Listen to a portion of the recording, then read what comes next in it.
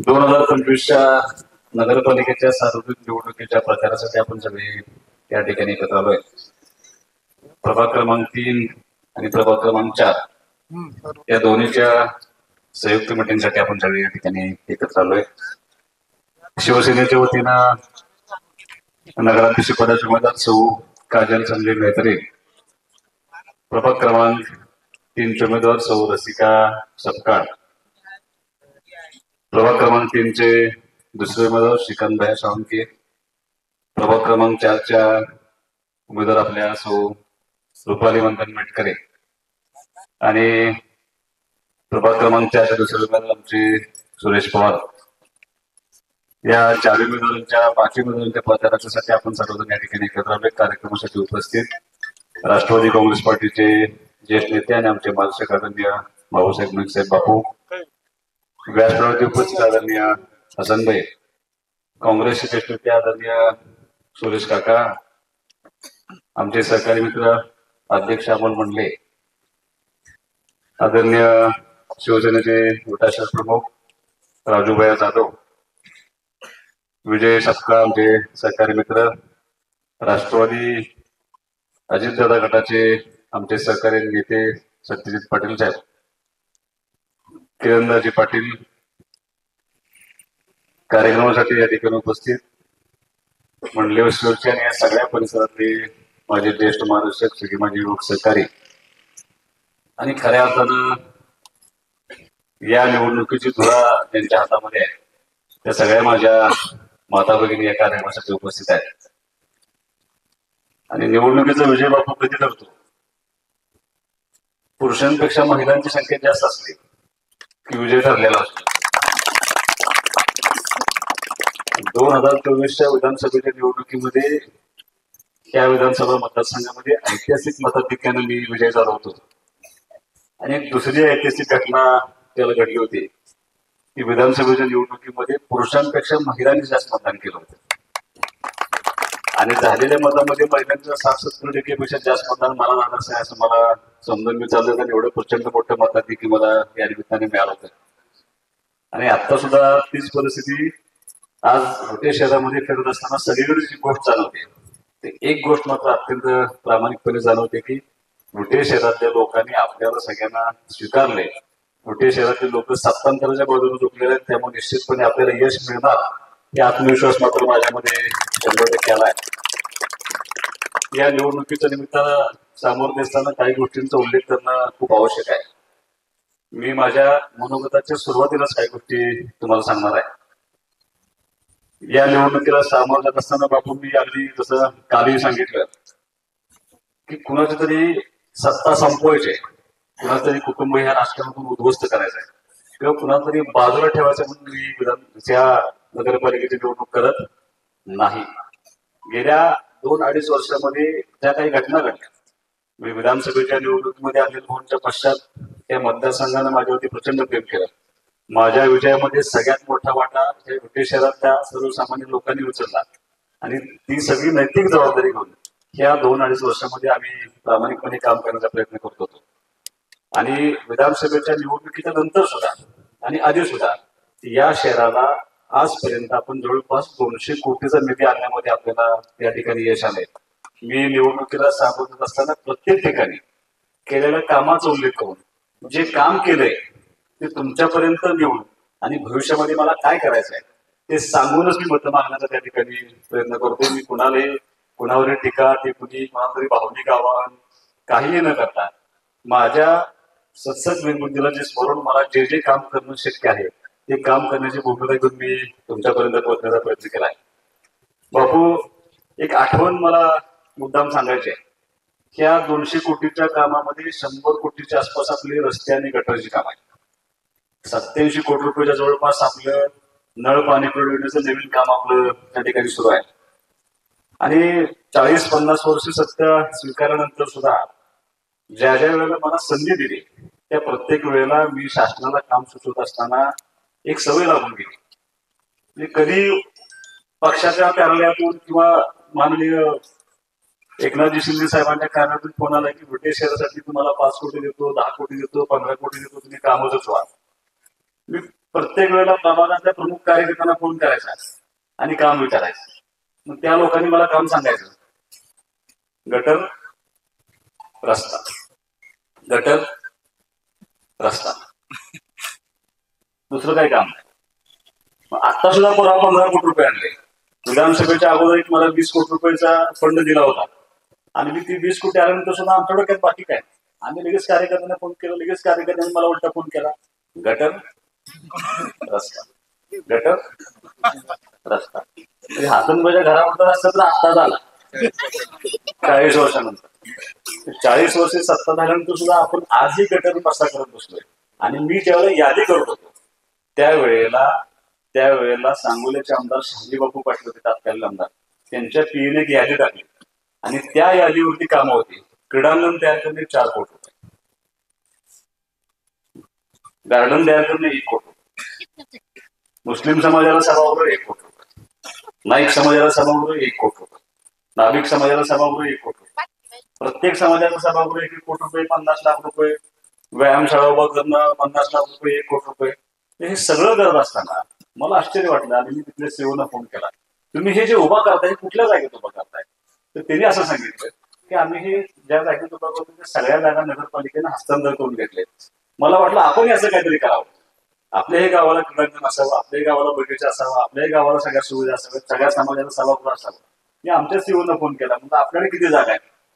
तर आमच्या सीओनी मला असं सांगितलं, गेल्या 40 वर्षांमध्ये आपल्या नगरपालिकेनं एकही जागा ताब्यात घेतलेली नाही, फक्त दाखवायचं असं आहे आणि काढून घ्यायचं.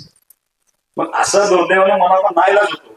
आणि आजही परत बापू आपण गटर रस्ते करत असतो, पण सुदैवानं ह्या आत्ता नवीन दिलेल्या 15 कोटी रुपये मध्ये मी खाऊ बंदीसाठी 50 लाख रुपये आणले, ज्येष्ठांना विरंगुळा केंद्र असावं म्हणून 75 लाख रुपये आणले. असं नवीन काहीतरी काम करण्याचा त्या ठिकाणी मी प्रयत्न करत होतो.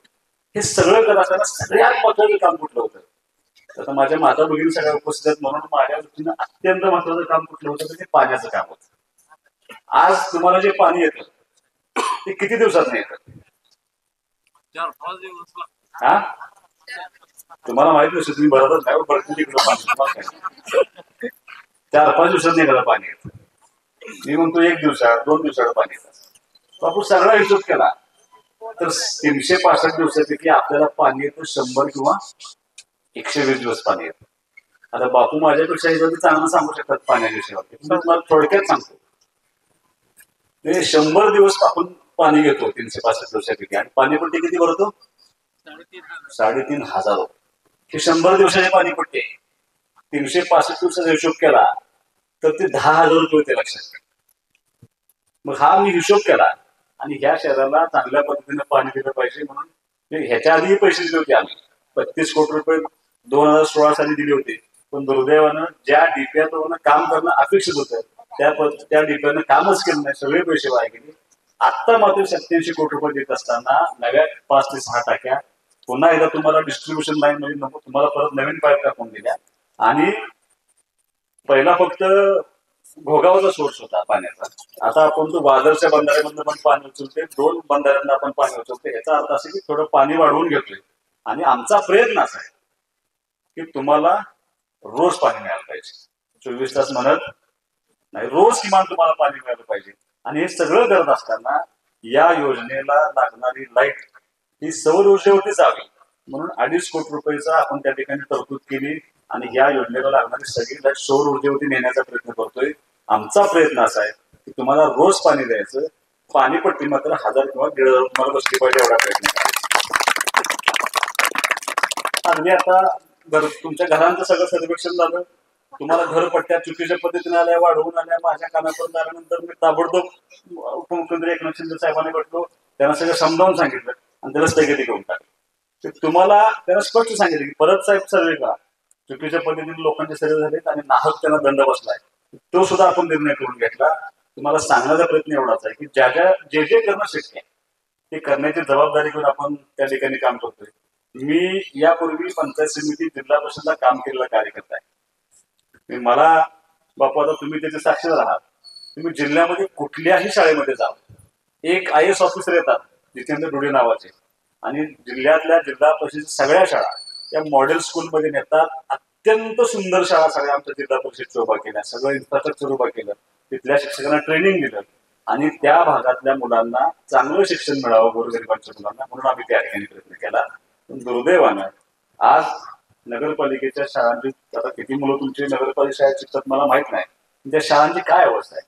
बाबा आम्ही शाळेला भेट द्यायला गेलो होतो, मी आणि नगरसेवक आम्हाला शिकवले. दुर्दैवानं आपल्या शाळेतल्या नगरपालिकेच्या शाळेतल्या मुलांना बसचे सुद्धा नाही, खाली बसत.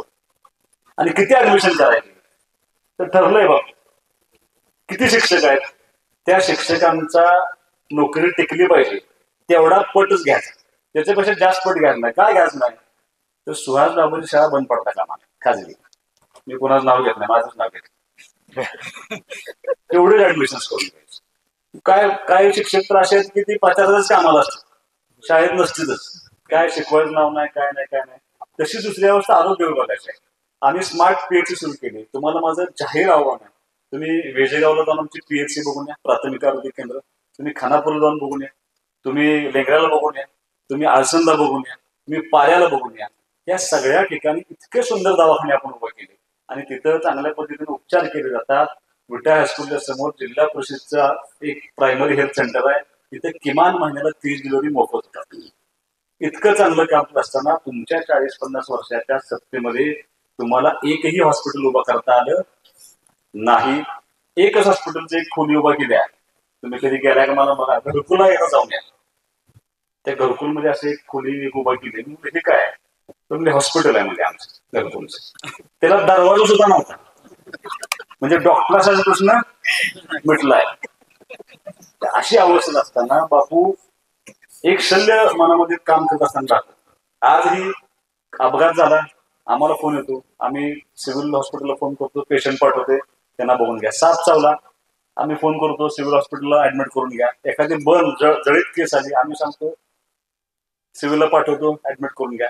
सगळ्यात वाईट कधी वाटतं ज्या वेळेला एखादी क्रिटिकल डिलिव्हरी येते, गरीब महिला एखादी ज्याला डिलिव्हरी जाते, तिथे जर क्रिटिकल झालं तर तिला पाठवत असताना ज्यावेळेला आम्ही त्या अँब्युलन्स मध्ये बसवून पुढे पाठवा म्हणून सांगतो, तो 1.5 तासाचा अवधी हा तिच्या जीवन मरणाची खेळ असतो.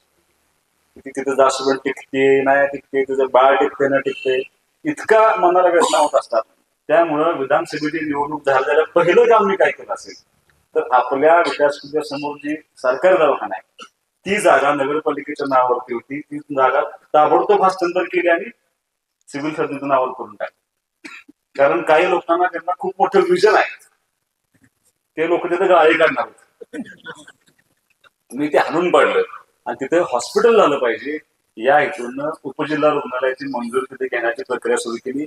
100 बेडचं हॉस्पिटल, 20 बेडचं ट्रामा केअर सेंटर, म्हणजे अपघात झाला काय झालं तर ताबडतोब उपचार मिळाले पाहिजे, आणि 10 बेडचं डायलिसिस सेंटर. आपल्या शहरातल्या डायलिसिसच्या पेशंटचं डायलिसिस हे मोफत झालं पाहिजे या हेतून आपण त्या ठिकाणी हॉस्पिटल 87 कोटी रुपये हॉस्पिटल आपण त्या ठिकाणी उभा करतोय. मंजुरीच्या अंतिम टप्प्यात आहे. हे करण्याचा प्रयत्न गेले 2.5 वर्ष आपण त्या शहरामध्ये करतोय. पण माझी तुम्हाला विनंती एवढीच आहे की आम्ही तुम्हाला केलेलं काम आणि भविष्यामध्ये काय करायचं आहे त्या सगळ्या गोष्टी घेऊन आम्ही तुमच्यापर्यंत पोहोचण्याचा प्रयत्न करतोय. एक संधी तुम्हाला आम्ही मागतो. 40-50 वर्ष तुम्ही एका कुटुंबाला संधी देऊन बघितली. मला अजिबात टीका टिप्पणी मी कुणाला करणार नाही. मला काय म्हणजे बापू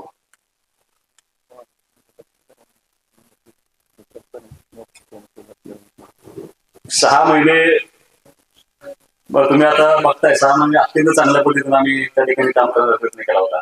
तुम्हाला माझी विनंती एवढीच आहे, एकदा संधी तुम्हाला मागतोय आम्ही. 40 वर्ष तुमच्याकडे सत्ता होती, मला 40 वर्ष हिशोब काढायचा नाही.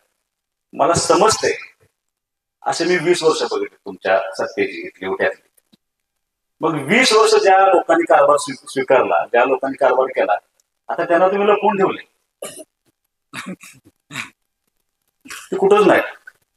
पोस्टर सुद्धा बाहेर काढवलाय त्यांचा, का तर चुका झाल्या त्यांना तुम्ही बाहेर काढत नाही. त्यांनी खऱ्या अर्थाने ह्या 20 वर्षाच्या कामाचा हिशोब द्यायला पाहिजे होता. हिशोब मी मागण्यापेक्षा माझा संमत आहे, तो हिशोब तुम्ही मागायला पाहिजे होता. पण हरकत नाही, तुमच्या वतीनं मी खमक्या हिशोब मागायचा या ठिकाणी प्रयत्न करतोय. तुम्हाला माझी विनंती एवढीच आहे की या निवडणुकीच्या निमित्ताने तुम्हाला माझा शब्द आहे, जे 27 उमेदवार आपण उभा केले ते अत्यंत चांगल्या पद्धतीने मी इथंच तुम्हाला सांगून होतो. तुमचं शिक्षण काय झालं? प्रभाग क्रमांक 4 उमेदवार शिक्षण बीटेक आहे, बीटेक बीएससी बीटेक त्यांनी केलंय. श्रीकांत सावंत आपले प्रभाग क्रमांक 3 उमेदवार आहेत, ग्रॅज्युएट आहेत. रुपाली मंथन पटकरी बीसीए कम्प्लीट केलंय. सफळताई बीएससी कम्प्लीट केलंय. अपर्णा पाटील प्रभाग क्रमांक 1 मध्ये उभा केले, प्रोफेसर आहेत. प्रभाग क्रमांक 5 मध्ये विना उभा केले, डॉक्टरेट आहेत. तुम्ही समजून घ्या, पॅनल उभा करत असताना नव्या जुन्यांचा हिशोब घातलाय. सिनियर म्हणून कृष्णात अण्णा गायकवाड, नंदुकाका पाटील, विनोद पिळवणे, संजय बेगारकर ही सिनियर मंडळी उभा केली. काही जुने नगरसेवक उभा केलेत आणि शिकलेले सगळे मंडळी आपण उभा केलेत. हे उभा करण्याचा प्रयत्न आमचा असा होता की नगरपालिकेमध्ये जात असताना मी ह्यांच्याकडून शब्द घेतलाय, निवडून जर आला तर त्या नगरपालिकेमध्ये चुकीचं काम करायचं नसलं तरच जायचं, अन्यथा जायचं नाही. पैसे कमावायला नगरपालिकेत मी तुम्हाला लावून देणार, काम करून देणार. तुम्हाला माझा शब्द आहे, ज्या दिवशी आमचा एखादा नगरसेवक चुकेल त्या दिवशी त्यांचा राजीनामा घेण्याची धमक मी माझ्यामधील सगळ्यांनी एकत्रितपणे बसून ठेवली. आम्ही ठरवलंय की चुकीचं काम अजिबात करायचं नाही. नगरपालिकेमध्ये जर सत्ता आली तर तुम्हाला सुहास बाबरचा पहिला शब्द आहे, इथून पुढे विटे शहरामध्ये कुणालाही घर बांधताना त्याला पैसे द्यावे लागणार नाहीत. माझा पहिला. दुसरा तुम्हाला माझा शब्द आहे, कुणालाही व्यवसाय करायला असू द्या, राष्ट्रवादी करायला असू द्या, कुठेही व्यवसाय करायला असू द्या, त्या माणसाला नगरपालिकेचं रितसर परवानगी मिळेल आणि त्याला सुहास बाबरचं भाडे भरावं लागणार नाही. सुहास बाबरचं नाव नगरपालिका जी असेल तुमच्या आमच्या सर्वसामान्य माणसांची नगरपालिका असेल, त्यात चुकीचं काम करायचं नाही. त्या भागातल्या सगळ्या सामान्य माणसांना न्याय मिळाला पाहिजे. त्या भागातल्या त्या शहरातल्या प्रत्येक माणसाला त्याच्या मूलभूत गोष्टी, वीज, पाणी, दिवाबत्ती, रस्ते, ड्रेनेज हे सगळं प्रामाणिकपणे देण्याचा प्रयत्न. याच्याबरोबर हे शहर, कारण मी प्रत्येक भाषणामध्ये सांगत असतो, ह्या शहराला जोडणारे सगळे रस्ते मोठे केले. 2 राष्ट्रीय महामार्ग झाले, 3रा राष्ट्रीय महामार्ग होतोय, विटा पारे मोठा करतोय, विटा भावनी मोठा करतोय, विटा लेंगरे मोठा करतोय, विटा वेजेगाव मोठा करून ठेवलाय. हे सांगण्याचा उद्देश एवढा आहे की राज्याच्या नकाशावरती एक चांगलं शहर आणण्याचा प्रयत्न आपण त्या ठिकाणी करतोय आणि हे चांगलं करण्याची भूमिका घेऊन आम्ही तुमच्यापर्यंत पोहोचतोय. तुम्हाला माझी विनंती आहे की आम्हाला एकदा सहकार्य करा. तुम्ही जर संधी दिली आणि आम्ही जर चुकलो तर विधानसभेला मी तुमच्या दारात परत मते मागायला येणार नाही. हा माझा शब्द आहे. खोटं बोलून रेकॉर्डिंग होते आणि हे मिटत नाही, परत कायम राहते. एक संधी द्या, आम्ही अजिबात तुम्हाला त्या ठिकाणी कमी पडणार नाही. कामाचं गोष्टच घेऊन जे केलं ते सांगितलं आणि जे करणार ते घेऊन तुमच्या पुढे आलं. कुणावरही टीका टिप्पणी मी अजून केलेलं नाही, पण निश्चितपणे केलेलं काम तुम्ही गृहीत धरावं आणि एक संधी ह्या सगळ्या लोकांना तुम्ही द्यावी. येणाऱ्या 2 तारखेला मतदान आहे, धनुष्यबाण चिन्ह आहे. सगळ्यात सोपी गोष्ट आहे माझी, सुहास बाबर म्हणले की धनुष्यबाण सगळ्यांना माहिती. चिन्ह सोपं काय तर तुम्हाला माहित काय तर शक्यतो चिन्ह मी बदलत शक्यतो बदलत नाही. काय होतं, बरोबर 1 वर्षापूर्वी अत्यंत घाणेरडा पक्ष आहे असं सांगायचं आणि 1 वर्षानंतर तो कसा चांगला आहे हे सांगायचं माझ्यासाठी फरावर. मी काय आपलं धाडस असलं आपल्या अजिबात नाही, कारण मी एखाद्या माणसाला असं करू शकत नाही, विश्वासघात कोणाला करू शकत नाही. अनिल अप्पांसारख्या एका ज्येष्ठ नेत्याची त्यानं 10 वर्ष नगरपालिका साध्यमध्ये काम केलं, पदरमळून करून काम केलं. त्या माणसावरती दुर्दैवाने काय अवस्था आली. पण अनिल अप्पांची तरी अडचण नव्हती, उभा राहणार होत्या त्या अनिल अप्पांच्या मंडळी होत्या. नेहा डोंबी ह्या लेडीज उभा होत्या. तुम्ही कदाचित पुरुषांचं मन कठोर असतं, त्याला काय विश्वासघात केला काय पराभूत झाला काय त्याला फरक पडत नाही.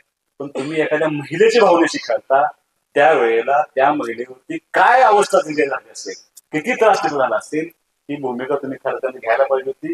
तुम्ही एकदम चुकले. राजकारण आमचं तर सरळ मार्ग राजकारण, होय तर होय, नाही तर होय, होत असेल तर होय म्हणून सांगतो, होत नसेल तर नाही म्हणून सांगतो. पण आलेल्या प्रत्येक माणसाचं काम करणं, कसल्याही दगाफटका न करता करण्याची जबाबदारी घेऊन आम्ही या ठिकाणी काम करतोय. असंच काम इथून पुढच्या काळामध्ये केलं जाईल. तुम्ही सर्वांनी, आणि आता फक्त सांगता होता कोणाला तरी फोन येतो, इथे फिरू नको, इथे फिरू नको, काय मग ते तरी नाही कोणाची. 20 वर्ष अनिल भाऊ आमदार होतो, 1 वर्ष मी आमदार आहे. एक माणूस तुम्ही दाखवा की त्याला दम दिलाय, तुला बघून घेतो, तुझा बंद करतो, गाडा बंद, अजिबात नाही. ते एक पिक्चर डायलॉग आहे, मग पिक्चर नाव दाखवून जाईल, मला प्रश्न आठवण्याचा प्रयत्न करतो. फैसला चुनाव से होना चाहिए, दबाव से नहीं. आता ही हसून लई भेट होती. आता ह्या पोरांना बेस्ट आहे का जेनझी म्हणजे नवीन आलेली पिढीनं सरकार उलटा पालट करून टाकले. नेपाळ सरकार घालवलं, बांगलादेश घालवलं आणि काय काय घालवलं. तुम्ही कुठलं काढलं एवढा नगरपालिका? माझं मत हेच आहे की हे सामान्य माणसांची नगरपालिका आहे. ही सामान्य माणसांची राहिली पाहिजे. या दृष्टीनं काम करण्याचा प्रयत्न आमचा असेल. तुम्ही सर्वांना फक्त विनंती एवढीच आहे की ह्या नगरपालिकेच्या निवडणुकीला सगळं बाजूला ठेवा. एक संधी द्या. ही संधी तुमच्या भविष्यातल्या ह्या समोर बसलेल्या मुलांसाठी संधी असेल.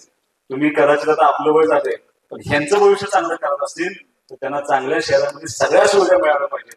त्यासाठी एक संधी तुम्ही आम्हाला द्यावी अशी विनंती आहे करतो. परत बापू बोलणार आहे, पण मला पुढची सभा असल्यामुळे 10च्या आत सगळं संपवायचं आहे मला. त्यामुळे तुमची रजा घेऊन थांबतो.